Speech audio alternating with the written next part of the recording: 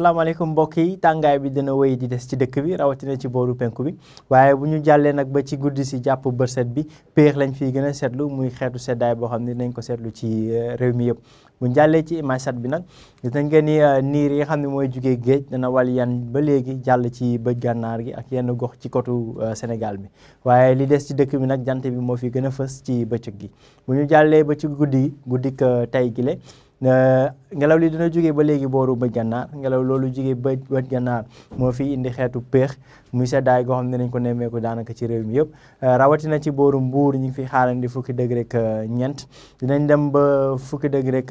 juróom-ñett ci booru Linguère jàpp Kaffrine fukki degré ak juróom-ñeent ci booru Kolda li des ci dëkk bi nag daanaka température yi dana dalee ci ñaar fukki degré jàpp ñaar fukki degré ak ñaar fudul nag fi nga xam ne mooy booru Ndakaaru jëm ba booru Bakel daanaka Ndakaaru ak Bakel ñu ngi fay xaar di ñaar fukki degré ak ñeent mooy température bu gën a kawe ci guddi gi. bu ñu jàllee ba ëllëg ci àjjuma ji daanaka ci bëccëg gi jant bi mooy gën a fës ci réew mi asamaan si dana leer bu baax ngelaw li nag dana jógee penku dana wéy di jógee penku ci gox yi nga xam ne moo jëm ci penku bi ak diggu dëkk bi ba tax na température yi fa lay gën a kawe dinañuy xaar ni daanaka ñeent fukki degré diggante Matam jàpp Tambacounda Bakel ba ci Kédougou ci gox yooyu la température yi di gën a kawe. bu ñu jàllee ba ci diggu dëkk bi nag dana wàññeeku tuuti ñu ngi xaar ne daanaka fanweeri degré juróom-ñett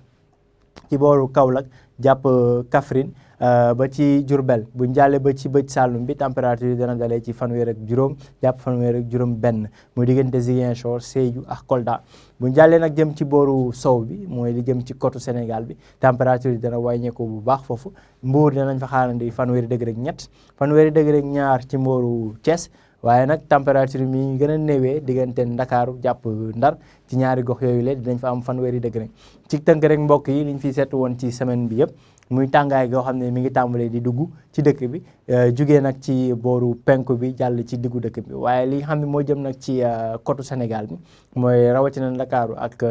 Saint-Louis foofu température yi dana xaw a dal ndax tàngaay boo xam ne dana néew buñ ko fay nemmeeku fanweeri degré lañ fay xaar mu jàllee nag ba ci guddi gi jàpp bërset gi